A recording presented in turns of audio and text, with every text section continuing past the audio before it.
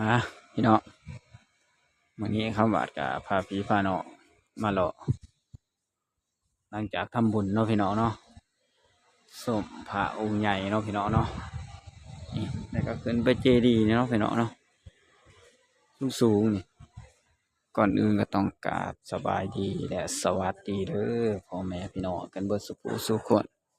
บ่ว่าสิอยู่ฝั่งไทยฝั่งลาวหรือต่างประเทศก็ยินดีต้อนรับเข้าสู่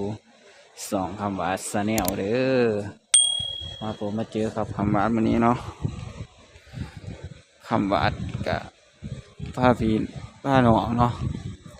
มาเดินส้มวัดปากน้ำเนาะพี่น้องเนาะนักท่องเที่ยวเพิ่นก็มาหล่อทำบุญหลายเลยนี่เดี๋ยวคำวาดกับสิพาพ่อแม่พี่น้องเขาเนาะขึ้นไปสันบนผู้สันบนสุดๆพวกเนาะพี่น้องเนาะไม่บอกโคตรคำวาดกับสิพากันพ่อแม่พี่น้องฮะขึ้นไปก่อนอื่นเนาะก่อนก็จะขึ้นไปสันบนก็ต้องถอดรองเท้าเอาไว้ดุมเนาะพี่น้องเนาะนี่ถอดรองเท้าไว้แล้วก็ขึ้นไปสันบนเนาะพี่น้องเนาะ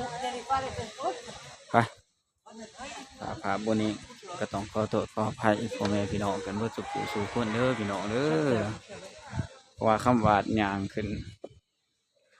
บันไดแต่ละศาสตร์เนาะพี่น้องเนาะอาสิบนิกในเด้อพี่น้องเด้อคำวาดกับพญายาคุมเต็มที่นะเนาะพี่น้องเนาะอย่างสะสุดๆเลยอยากให้ภาพนี้อยากให้ภาพออกมางามๆเนาะพี่น้องเนาะไปเรื่อยๆ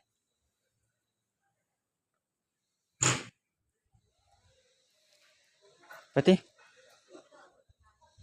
บ่ขึ้นบ่ไป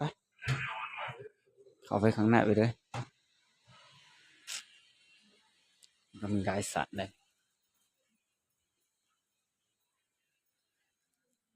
ก็สิเงียบเด้อพี่น้องเด้อนี่บนเพิ่นปฏิบัติธรรม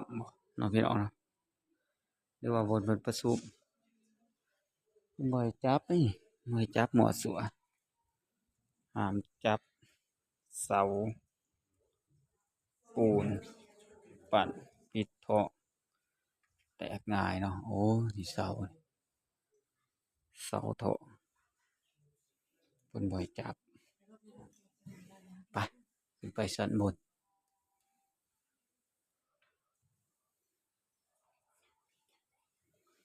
ขึ้นไปข้างบนนี่ก็เงียบเพราะว่าเขาบ่ใส่เสียงดังเนาะพี่น้องเนาะ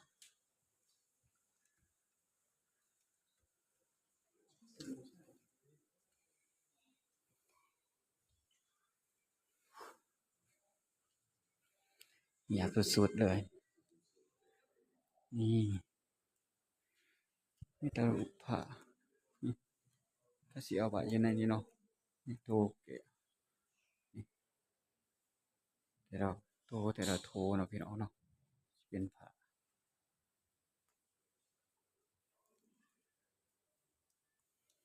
ไปขึ้นไปข้างบนต่ออาจจะได้ยินเสียงคำว่าบอกคอย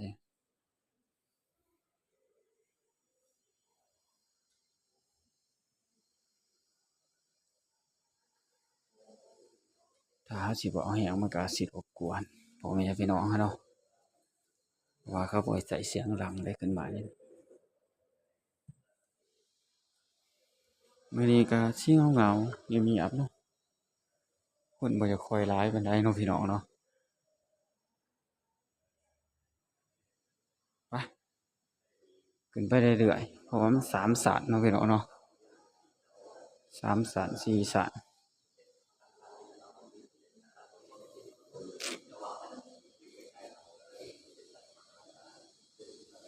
นี่ขึ้นไปอีกศาสตร์หนึ่ง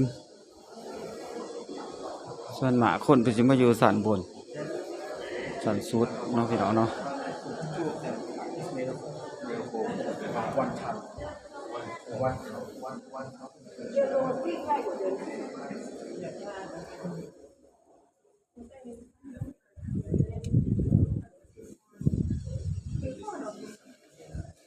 ไป Pas les plus hauts. Oui. ออกมาข้างนอกเรียบร้อยแล้วเนาะพี่น้องเนาะนี่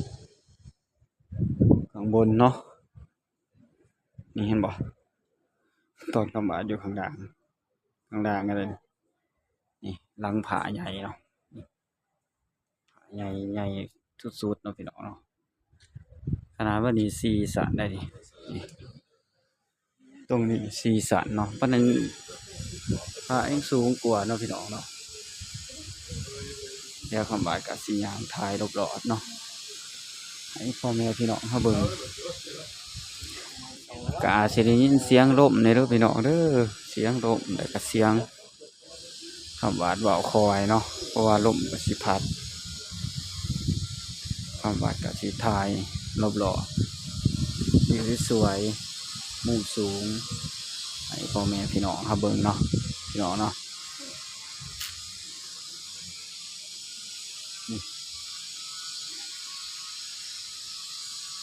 มุมสวยๆหลังผาใหญ่เนาะพี่น้องเนาะ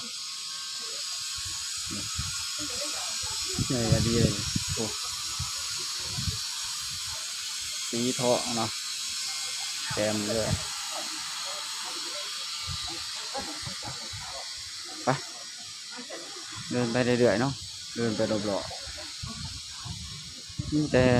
นักท่องเที่ยวเนาะต่างชาติเพิ่นมาอันนี้เนาะมื้อนี้ต่างลาวบ่ค่อยเห็นหลายปานใดส่วนมากสิเห็นแต่ต่างชาติเพิ่นมาเที่ยวเนาะมาทำบุญเก็บภาพบรรยากาศเนาะพี่น้องเนาะ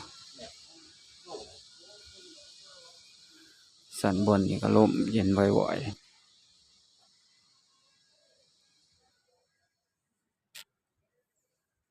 ทำไปก็สิย่างรอบๆถ่ายบรรยากาศให้พ่อแม่พี่น้องเฮาเบิ่งเนาะ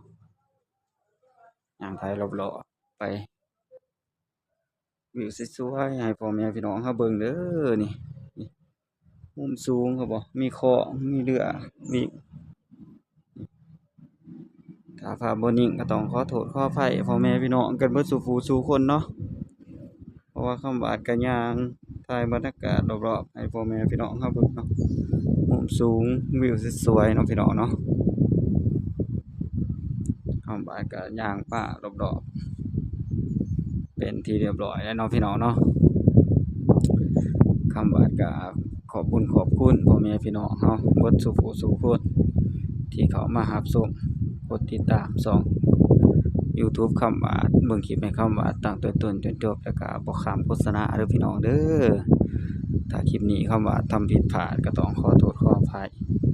พ่อแม่พี่น้องกันเบิดสู่ผู้สู่คนเนาะคำว่าก็ทำเต็มที่เด้อพี่น้องเด้อไผที่เขามาชมคลิปนี้แล้วก็ขอให้ทุกท่านเนาะมีสุขภาพเข้มแข็งร่างกายแข็งแรงตลอดปีตลอดไปอย่าเจ็บอย่าจนปรารถนาสิ่งใดก็ขอให้สมความมุ่งมั่นปรารถนาเด้อพี่น้องเด้อไปบ่ทันได้กดติดตามเนาะกดติดตามไว้เด้อพี่น้องเด้อเพื่อคำว่าได้อัปเดตคลิปใหม่ๆเนาะกดกระดิ่งไว้แจ้งเตือนไว้พี่น้องอาจจะได้เห็นคำว่าลงคลิปใหม่ๆเนาะพี่น้องเนาะคำว่าก็สิได้จบคลิปไปก่อนแล้วก็สิกล่าวคำว่าสบายดีและสวัสดีเด้อพ่อแม่พี่น้องกันเบิดทุกผู้ทุกคนเนาะ